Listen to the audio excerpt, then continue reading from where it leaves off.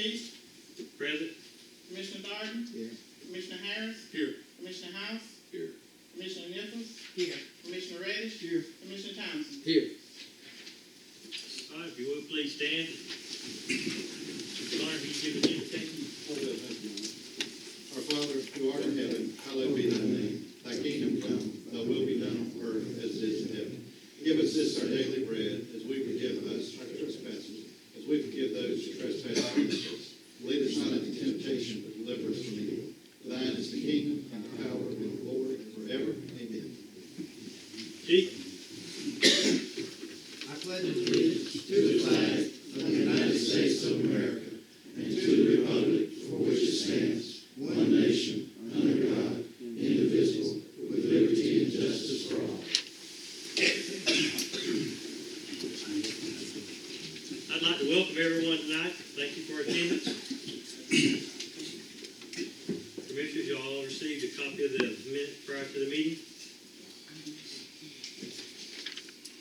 I entertain a motion for acceptance of the minutes. Commissioner Darden, motion. Commissioner Reddish, second. Any discussion? And you know, there's two different sets. Mayor, there was one item in the minutes, unless they've been corrected. Last weekend was the coon jail, not the hog jail. This coming weekend is the hog jail. All right.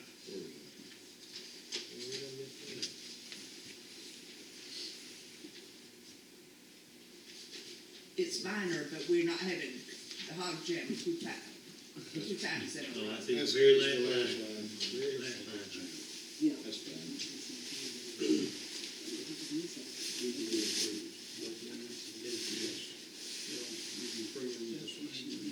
A reminder to the commission, there are two separate sets of minutes. Yeah, we'll do these first. All right, let's make approval for the first set of meetings. Please, Madam Clerk, roll call. Commissioner Reddish, Yes. Commissioner Darden, Yes. Commissioner Harris, Yes. Commissioner Townsend, Abstain. Commissioner House, Yes. Commissioner Nichols. Yes. Is that the first set? That's first set, yes, sir. Then we have the approval for the minutes for Thursday. That's the one on the fifth? On the resolution, yes, sir. The second, this is the one we're approving now, the resolution. Move to approve. So a motion by Commissioner House, a second. Commissioner Harris, any discussions? What is this one? This is the call meeting. We call a meeting on. This is the call meeting. I got you. Madam Clerk, roll call, please. Commissioner Darden, Abstain. Commissioner Harris, Yeah. Commissioner Townsend, Abstain. Commissioner House, Yes. Commissioner Nichols, Yes. Commissioner Reddish. Yes. Thank you. Under old business, Mr. Deal? We have a lease agreement with CSX Railroad to permit us to build a rail fan platform. Will Murphy's been working on that for 3 or 4 years at least now. Where you want to tell me? It hadn't been that long. Of course, as you all recall, back in, I guess it was 2013, I graduated Leadership Lane, and one of our objectives after graduating that class was to bring a rail form platform to Jesup, similar to that in Folkestone. Around August of that year, I started working with CSX to expand the lease agreement. We finally have gotten through all the hurdles with CSX, gotten all their commitments, gotten the corrected copy of the lease agreement to extend the city's lease from 0.275 acres where the caboose and the museum currently sit, to expand that lease to 1.71 acres to encompass the entire area from Cherry Street to Pine Street, in front of Murphy's Harbor there. So we'll potentially have that entire area. The current lease for the 0.275 acres is $500 a year, And what I'm asking is for the city commission to approve the lease extension, which will be, a cost increase. Of course, it will go to $3,000 a year. The actual per acre price though will be reduced from $1,818 an acre to $1,754. So on a per acre basis, the rent's actually going down on that.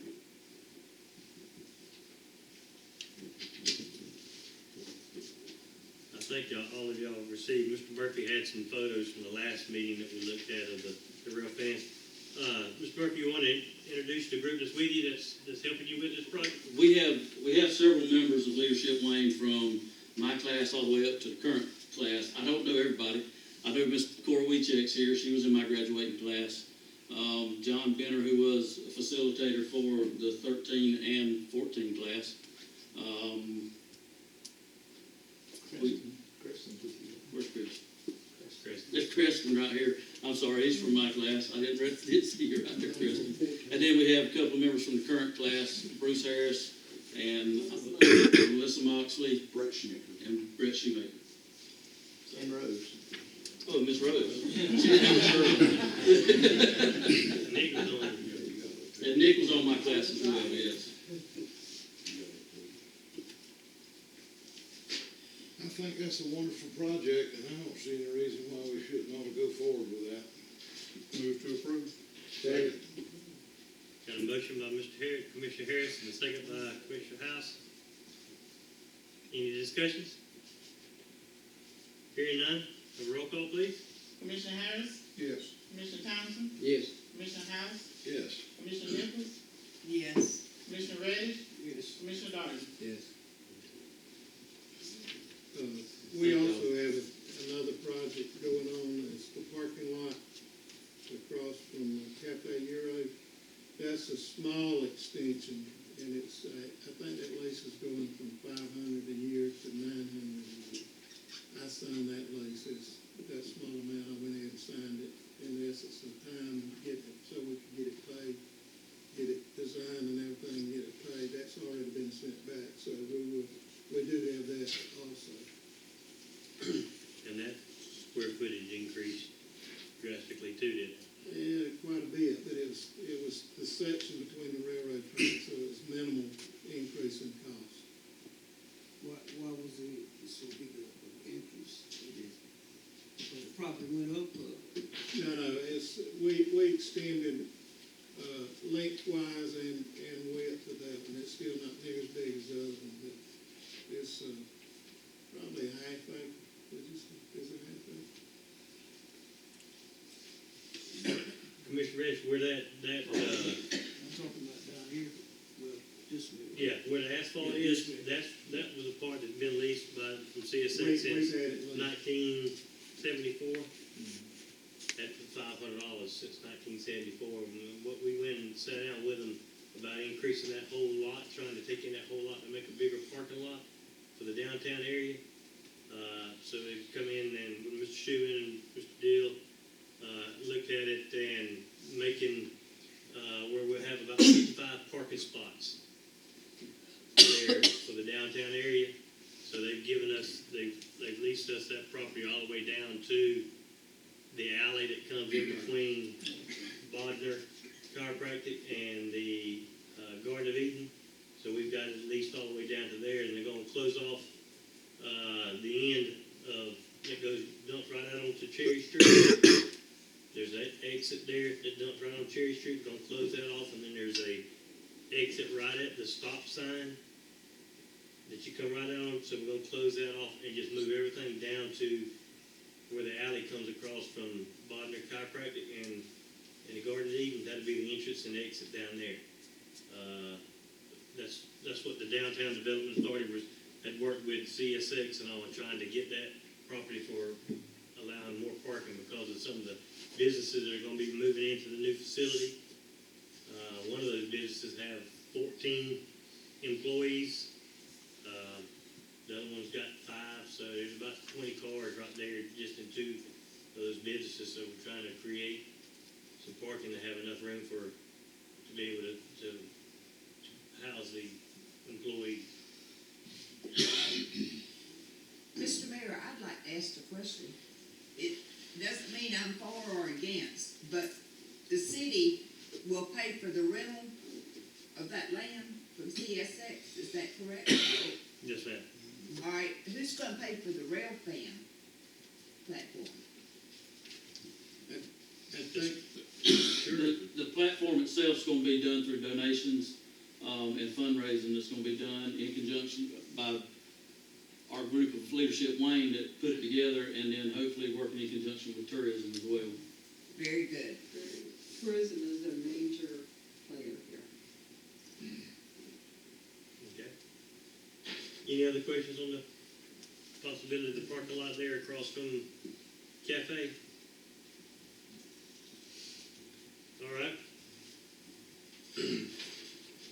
Moving right along, at this time, I'd like to call on, for the tourism board, Janet Royal and Mike Lane. Or it looks like Mike's gonna. Shall we vote on that last? You just made a motion second, you didn't take a vote on the $900 a month. You know, No, we didn't make a motion on that, that's already been done. Yeah, Max signed it. yeah, it's $900 total a year. yeah. A year, okay. Right. Are we not doing A? Oh, I'm sorry, excuse me, Mr. Lane. I had your name, and then when you came in, it's correct. Discussion of approval agenda before each meeting, Commissioner Harris? Basically, I suggested it to, city manager. I took a class on procedures, and they suggested where if we get a meeting, we approve the agenda. I think the county does that. And Mike was actually against it till he saw it in action at the county. But I think it's a good thing to do, just another housekeeping thing. Basically, you approve the agenda before each meeting. It'll be in the line of possession, after we read the minutes and approve an agenda, our agenda goes out 7 days prior to the meeting. No, it goes out the Friday before. Right. Friday before. That's one of the reasons why I'd like to do that. Now, by doing this also means, correct me if I'm wrong, Mr. Connor, that agenda can be, changed at the meeting. No, that's not a good practice. The only reason why you can change the agenda at the meeting is if it's reasonably necessary for you to address the issues, and there is some reason that prevented you from advertising that on an agenda and made available to the public. You cannot come in and just out of whim change your agenda. You cannot do that. And the law is very clear. You can't, 2/3 vote can't change the agenda? No, sir. Well, I mean, you can change it, but it's against the law. It's a violation of the It says here, Robert Rules says you can. Well, one thing is you'll violate the Open Records Act and the Open Meetings Act, because the Open Records Act and the Open Meetings Act require, as a matter of law, that you publish an agenda. The agenda has to be made available to the public Right. within 2 weeks prior to the meeting. Only for good cause can you change that agenda at the meeting. And generally speaking, that doesn't just mean that, you decide you come in here and want to change the meeting. Maybe there's an emergency, maybe something broke, maybe there's some sort of public safety issue that needs to be addressed. Those are the kinds of things that are contemplated when you talk about amending the agenda at the meeting. Well, unlike Commissioner Harris, that's one of the things they stipulated at the GMA is to do an approval of an agenda. I think we're talking about two different issues. When do we do, the question is, we're actually going to approve the agenda the night of the meeting? Is that? I think that's a horrible idea, quite frankly. I don't think you can advertise to the public a meeting and then come in and say, well, that's not the meeting we're gonna have.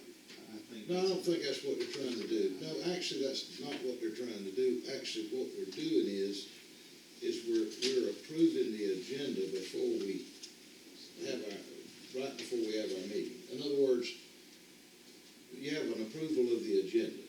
I think the only thing that you can do when you approve the agenda is say those are the things that we're gonna talk about. You could remove things from the agenda. You can do that now.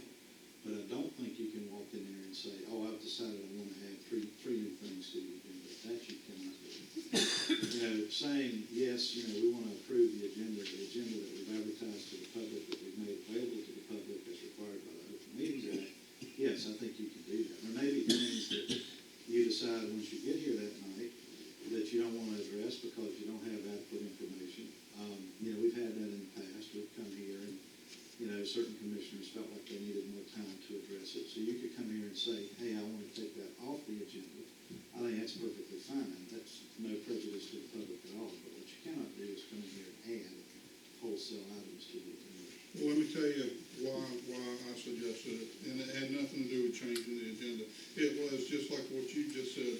We, sometimes we get the agenda on Friday, and we don't have time to do the research, and we're here to discuss, and I don't feel, even if it stays on the agenda, I want to be noted that I'm not ready to discuss that. Because that has happened more than just a couple of times in the past where we have something on the agenda that we're not ready for. I think that's fine. And I Do think we have to, that's a good idea. let me ask you a question. Did they say, I mean, I know the county does this, but did they say, I don't know that I've ever taken that class, why it is that you should approve the agenda? I mean, look, this is the agenda, and it's always been a situation where you can't change the agenda. Now, it's the opinion of the chair. In other words, if the chair will allow it, as we have done in the past, where there have been some things that have been, you know, of expeditious nature, like we need to sign a contract come in on Monday, and we need to sign this thing to get something taken care of by Tuesday or Wednesday. You know what I mean? Instead of calling a meeting, it's always been in the opinion of the chair. But why did they say that we should actually? I mean, the agenda. Just for the agenda's the agenda. I mean, it's not supposed to be changed one way or the other. not I mean, trying to change it. I understand that, but I mean, why did they say you should approve the agenda? I mean, what's the purpose? Just for that reason, you go on record approving the agenda in front of you, or you can say, you know, this bid award that we're not ready for that right now, so Well, I mean, it's a formality. yeah, I mean, look, if we don't want to accept it, like if we want to move the bids, I mean, somebody can move the bid to the next meeting. I mean, you know, if we're not ready to vote on it, I mean. Well, personally, I'm not in favor of changing it.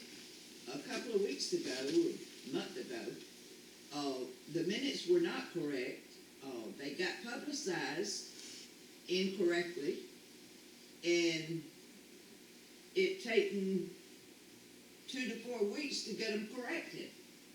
And in the meantime, it could have caused a lot of hard feelings had it gone on the way it was between a couple of the city commissioners and a couple of the business people.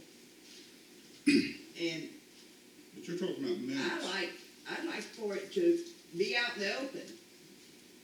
Yeah, we're not, I don't personally understand what you're wanting there, Commissioner Harris, but I'm not against the way it's going now. That's fine. It was just a suggestion. Okay. look, Any other discussion? I don't have any, it doesn't bother me. I mean, look, it's just kind of is what it is. I mean, it's almost, what I was trying to figure is it's almost redundant, if you will. It is. Yeah, I mean, I don't. basically that's what it said is. My question is, why did they say that we should do it this way? And I took that class too, but it's been a while. And I never brought it up because of the way things had already been done and everything was, was comfortable the way we're doing it. And I think they said it just shines a little bit light more on what you're doing before you start doing it. You know what I'm saying? It lets you know that, okay, you done already approved the agenda, and now you're going down the agenda. So to me, it really, I didn't get quite understanding of it, because we already been doing it the old-fashioned way for the longest, so I never brought it up. Doesn't bother me when you do that.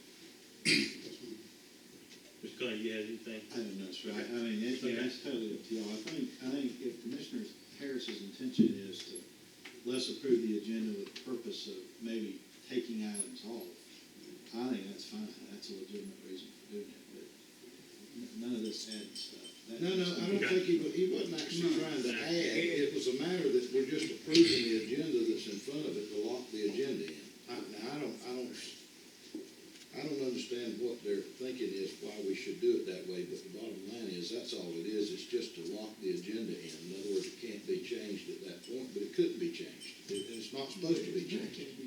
And we already doing it. Yeah. Yeah, we already. Well, I'll research it and I'll get with Mr. Connor, and if we need to discuss it again, we can.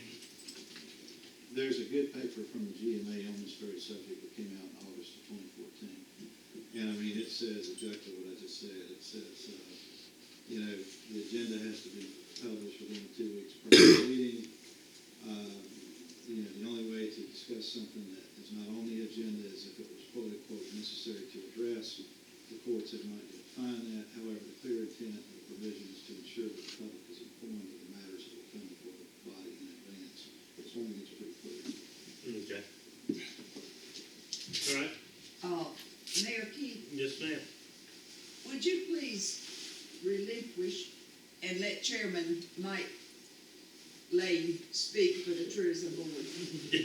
That board works really hard, We're and heading that they are a direction. lot of good volunteers on it. We're fixing to head that direction. We're over this discussion now. Thank you. Mr. Lane? All right, first of all, I'd like to thank y'all for having us tonight, and thank each of you commissioners and the mayor and the city manager for the support that you give to the tourism board. It's the type of support we receive from y'all that plays a tremendous role in making our events that we host be successful.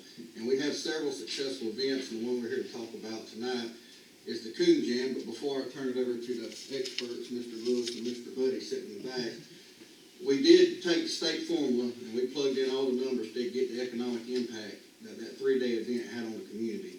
And it come back and it showed us that that 3-day coon hunt had a $48,500 impact on the community.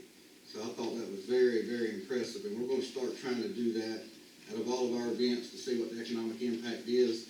And before I relinquish the floor to them, we do have, as Ms. Nichols pointed out, our hog jam coming up this weekend. This year, during that part of that event is we host the Wounded Warrior Hunt. And this year, instead of 10, we've got 17 coming in to hunt with us. And, we wine and dine them the whole weekend. We take them hog hunting, pheasant hunting, feed them, and it's going to be great. We welcome y'all to come out and join us on Sunday when all the hogs are coming in to be weighed in and look at the crowd that we have. We got, just like the Coon Jam, we have people come in from all over the state and even other states. And they're going to give you the report. I think the coon hunt, we actually had hunters in here from Iowa, Tennessee, South Carolina, North Carolina. So Mr. Lewis and Mr. Buddy's going to take the floor and tell y'all a little bit about the coon hunt we had. Well, thank y'all for having us. I want to thank you, Mayor, City Manager Mike Deal. Been to coon hunts all over the United States, me and Buddy both, and this is probably the only one I've ever been to have the mayor, city manager get up and welcome everybody to our hunt. And I was just at a hunt this past weekend and overheard 2 people talking about why can't other cities and towns do what Jesup's doing in just 2 years of how, and talk about, we had hunters from 10 different states, as far away as Pennsylvania, Arkansas, Kentucky, Ohio, Illinois, North Carolina, South Carolina, what have you. Just want to thank you, appreciate it. I've always wanted to be able to have a hunt like this here in Jesup. Like I say, we've been all over the world hunting, and to be able to have one here at home, we appreciate it a lot. Appreciate the tourism board. We couldn't do it without them. Heather, Mike, Janet, and they all just helped us a lot. Stayed there late at night. Janet cooked for us late at night, and we just appreciate it. Thank you a lot. And this thing can grow and get really big, really big. How many total hunters do you think you had about? Around 150 total for the 3 nights. And had we not had a conflict, when I scheduled this hunt, there's a hunt in Alabama. It's probably one of the oldest hunts on the schedule that wasn't scheduled for that weekend, but it had always been on that weekend. Well, it was kind of a PKC error, and they apologized to me about it. But that hunt was that same weekend. and they hunted nearly 400 dogs in 3 nights. Had they not had that hunt, we'd have drew at least half that many dogs here. And we've already got that taken care of for next year. That won't, PKC called me, apologized, and said they really didn't realize it would take that many dogs from us. So, Michael, do we need to talk to any of those guys with PKC and tell them? I don't think so. I don't think so, because I kind of got on them pretty hard that Monday after the hunt. I mean, you can, it nothing hurts, but We don't wanna mess anything up. me and Buddy's pretty good friends with the field rep, Tony Secoy, and I think it's all taken care of now. And there's a thing or two Buddy wants to say that he knows about that they're wanting to do with our hunt in conjunction with it year after next. And I'll let him come up and tell you that or what have you. He's 2-time world champion. It's good to be my friend and right here in Waycross to help me with all this stuff. And so I'll let him. Could you got any questions for me or Well, I whatever? just, Michael, I told the commission at the last meeting, I went out there, and I was very impressed. Y'all did a great job out there. The food, the setup for the hunters with the merchandise that they can purchase that goes along with coon hunting.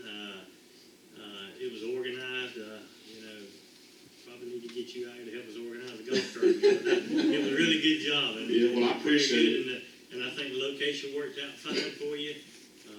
So very, very nice, very well done. And I appreciate it. I just can't thank Heather, Mike Lane, Janet Roller, the whole tourism board. They were there the whole time. Heather, she was there. Matter of fact, that last night, me and her and Ricky, the boy from Hazelhurst, that helped us. We was the last 3 there. So she stuck it out, but she does a good job. She helps a lot. I appreciate it. I appreciate you, thank you. And when he says late, he's meaning 5, 6 o'clock. Daylight. Not 10, 11 o'clock at night. Go on up, Mr. Betty. First of all, I want to thank you for allowing us to come. I want to commend you, commissioners, mayor, city manager, for opening your business with prayer and then leading off with the pledge allegiance to the flag. I thank you for that. We appreciate the city of Jesup. We appreciate the tourism committee doing what they did, putting up the money and sponsoring this hunt. Coon hunting for many, many years, most people think a coon hunter is a guy that's out there on Saturday night with a big old chew of Red Man tobacco and a pair of $3 rubber knee boots and a 2-cell flashlight. Well, that's what coon hunting was for years and years and years. Some of you guys are smiling. You might remember those days. It's not that way anymore. It's a multi-million-dollar business. We have hunts that last for a week, and they're $200,000 given away. You can go to a hunt 3 or 4 times a year where you hunt 2 nights and you hunt for a $40,000, $50,000 pickup truck. The equipment that we use now on our hounds costs thousands of dollars. We can track them just like the government can track me and you, I guess, with the GPS satellite system, but we can track our dogs the same way. But we do want to thank the city of Jesup. I've been to hunts more than Michael has. He's younger, so I've been to a few more. I've never been to a hunt where the mayor and the city manager spent the time out with the people. I've heard the comments from a number of hunters that says, hey, I've never seen that before. Thank you guys for doing that. And again, we can't thank the tourism committee enough. I heard the impact, and that's the first time I've heard it, $48,500. That's just a little piece of pie. At Orangeburg, South Carolina, they put on a 3-night event at Orangeburg, and it brings in around $2 million into the city. Now, what can we do here at Jesup? Is it going to get to be $2 million? We don't know. But $48,000 is pretty good for the second year. Hopefully, we can keep this thing growing. Another thing that Michael and I are trying to do is to get our PKC state championship moved to Jesup, Georgia. And we can't do it this next year because it's voted on by the hunters in the state of Georgia and the members of PKC. But our state president has told us that we may have that opportunity to do that after this next year. That would be big for the city of Jesup, to have the state championship right here in Jesup, Georgia. And so we're going to be working on that. this coming year, and hope we can do that. But again, I want to thank you for allowing us to come, commissioners and mayor and Mike. It was wonderful being out there with you every day, and Mike was out there every day. He was like part of the crowd, so we appreciate that. I'm gonna get him in a pair of boots and carry him hunting one of these nights. That'll work. Thank Thank y'all. you, buddy. Thank you. Thank y'all very much, Tourism Board, Jan, Heather, and all the board members. That was a lot of work, and I know that there's a lot of work to be done this coming up weekend. So the Tourism Board does do a lot, and very appreciative of the work that they do. All right, Mr. Deal? Next, we have a bid award that we need to make. It's on a trench shield for the water department. We have one at present, but it's much too large for us to utilize with the equipment we have. And it's not feasible to even try to use it. I'll let Dan explain. Mayor, Commissioners, the water department has put in a request for its ultralight aluminum shoring equipment. The last couple of years, we've been getting into some sewer repairs that have been down below. You're supposed to have shoring equipment anything 5.5 feet below depth. And we've been lucky, we've been going down 6 foot, anything over 8 foot, and have a contractor come in and do. This is something the cities really should have had. We do have one trench box. It is so darn heavy. If we do take it out, we'll take it on a flatbed. The big track hole would have to go out to move it. And from where I stand, looking at it, it was never OSHA approved, so we don't use it. And I tried to see about selling it off to the contractors around, and they won't take it because it's not OSHA approved. So it's probably just going to be scrap metal.